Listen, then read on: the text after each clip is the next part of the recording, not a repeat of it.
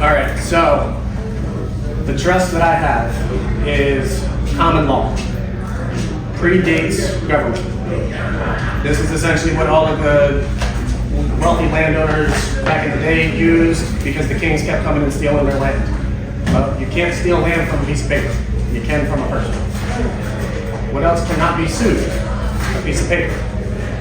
A trust is a piece of paper.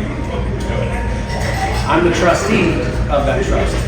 But you know my name is not anywhere else on there. I have a irrevocable non-grantor. Non-grantor meaning I use somebody else's social security number to set up my trust. They sign it into life. The next page they sign, they resign, signing me in as trustee and compliance officer. A question I got, Chris, was who do you use, whose social would you use for that? I used a friend of mine. Okay. The company that I work with, I'm also an affiliate with them now. It just made sense because, hey, I'm drinking the Kool-Aid for that, so. I'm going through your affiliate link. So, thank you.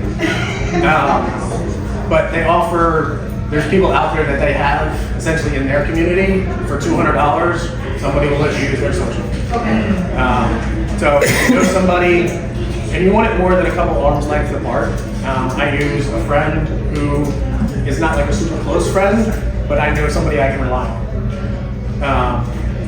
Non-grantor, complex, discretionary, spendthrift trust. The spendthrift position, I don't pay taxes. The spendthrift position, I'm not going to have trust fund babies.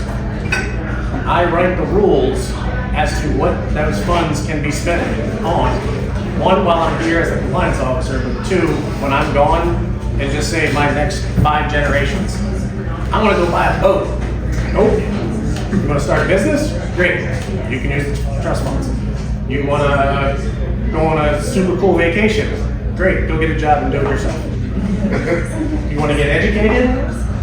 Doesn't have to be formal anything. You want to get educated? Great. You can use the trust funds for that. I also have an IUL and a whole life policy. I have 3 whole life policies. One on myself, 2 on my oldest, 2 of my kids. I have 5 kids. 2 of my kids. Once I get a couple more rentals and my cash flow gets built up more, then it'll be on my youngest 2 kids as well. I used to be the owner of them. Now my trust owns them. Who's the beneficiary? My trust. Who here has heard of the Rockefellers? Seriously, there's not a handful. Yes, John D. Rockefeller, the super mega wealthy. It's called the waterfall system.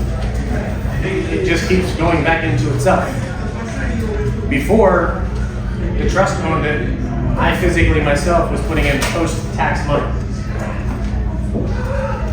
The trust, who doesn't pay taxes, now puts in pre-tax money. The policy itself, all 4 of them, grow tax-free. No more taxes. If I do have a taxable event, the way I'm switching all of my properties now, I'm dumping all of my LLCs and moving everything into, I have 2 different trusts because I'm active business and passive business. So everything that is currently in my LLC, I am deeding it back to my personal self, and then I'm deeding it into the trust. Why would I not just go from one to the other? Because essentially I'm building up an IOU. So if I have a $100,000 property, I take it from my LLC, quit claim this to myself, and then quit claim it back to the trust. I now have an IOU because it went through my personal self of $100,000. So if I have a taxable event, I just take it off of that. Now I'm down to $90,000 on that IOU.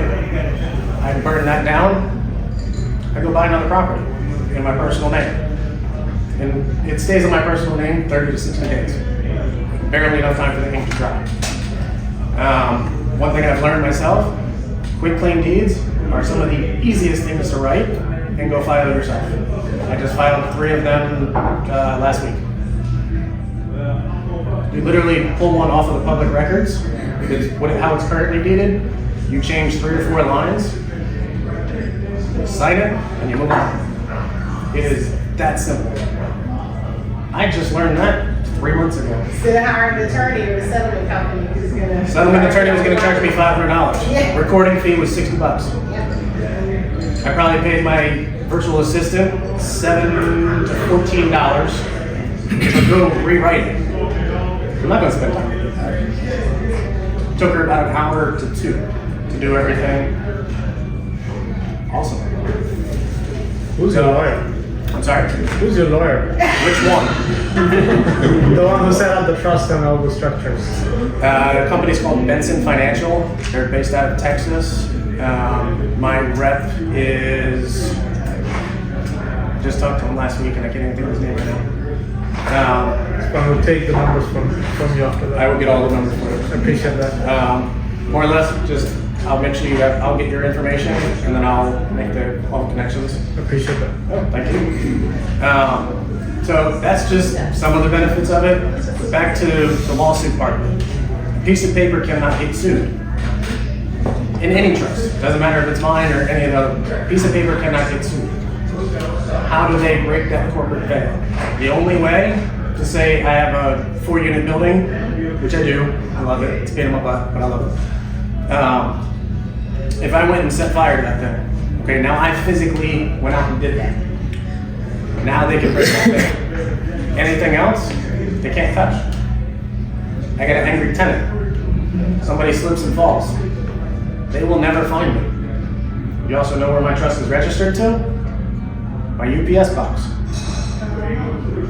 My personal anything is nowhere near that. My wife and I are co-trustees, and I am the compliance officer. My kids are the beneficiaries. It's not the perfect structure. I do need to restructure some of it, but essentially, that is the way to get the ball rolling with it. It is not cheap, but it is worth every penny. The way I look at it, as much as I have been spending in taxes, and I did everything to make money disappear on paper as best I possibly could, for the cost, for me at least, for a cost of 1 to 2 years of paying taxes, I now no longer pay taxes. And when I do have a taxable event, I take it off that IOU. Yes. What did it cost you to set up that? Mine was $25,000 a piece. That's a steal. Because I bought both of them at the same time, I got it for $45,000 for both. They are now $30,000 a piece. The price went up when the Corporate Transparency Act came into effect. Most people were charging $50,000 for that. Yes. So that's a really great price. So they're 30 a piece. You can have a passive.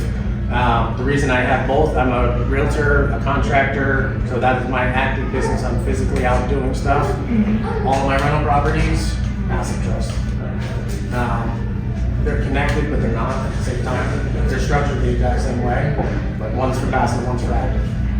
The trust owns all my vehicles. The trust owns my personal home, which I'm really hoping is going to be beneficial, because if anybody heard about the power line thing that they're trying to run through Maryland, from Frederick to Baltimore? Oh yeah, that's how it goes. They're trying to run an 80-yard wide high line right through the back of my farm. I live on a 50-acre farm. The reason we moved there is to build a house. The house location would be about 50 feet from these big old high lines.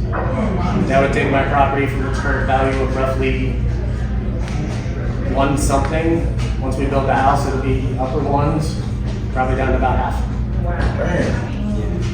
Nobody wants to live under those big islands. They're linked to cancer. And the reason we bought the farm, I hunt.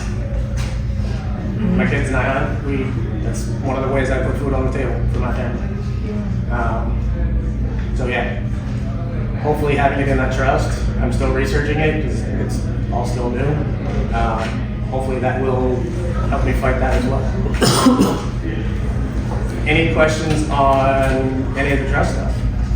Does it make sense for a trustee to also be a beneficiary of the trustee, making himself vulnerable by doing that? No. So, I mean, there has to be trustees. And the trustees are basically just the people that run it, essentially.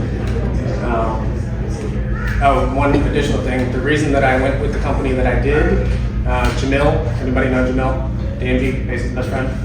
He did a podcast with this guy.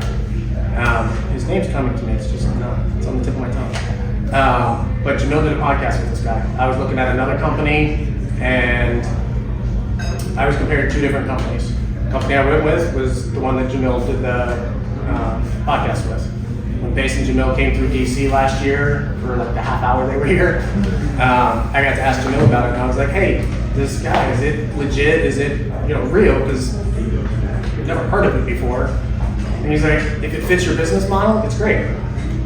Well, I respect the hell out of that man, so I'm gonna take his word for it. Obviously, yes, I'm still doing my own due diligence on it, because I learned the hard way that not doing enough of that sucks. So that's why I went with the company that I went with. Yeah, and I don't want to pay taxes anymore. Anybody have anything else?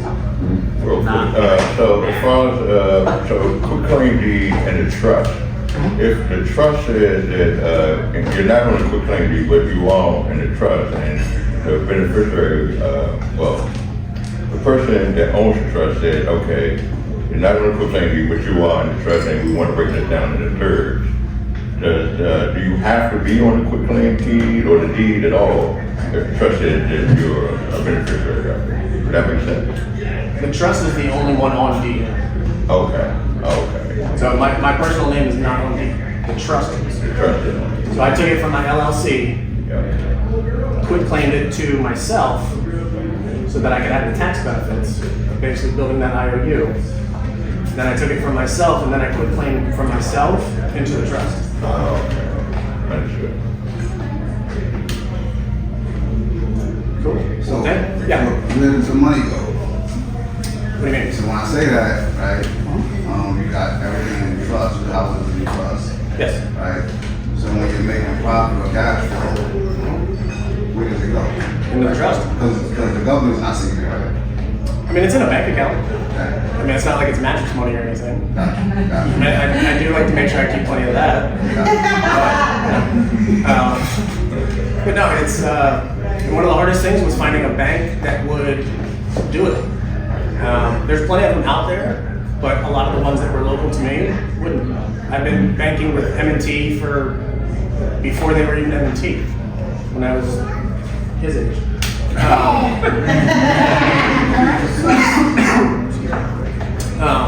Yeah. So I hold my properties in trust as well. Those trusts are managed by an LLC, and all of my cash flows is in an LLC. And I have an online bank, kind of like a local bank. And then if I need those funds, then my LLC pays it.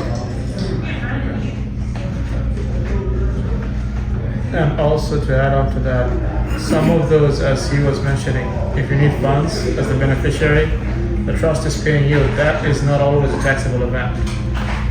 So technically, you are touching the money in some cases without taxes. I'm here. My wife and I just went to the Bahamas last week. So you guys My wife and I just went to the Bahamas last week for a week. That was a trustee retreat. No tax. It's all about how you word it. Paperwork. Paperwork.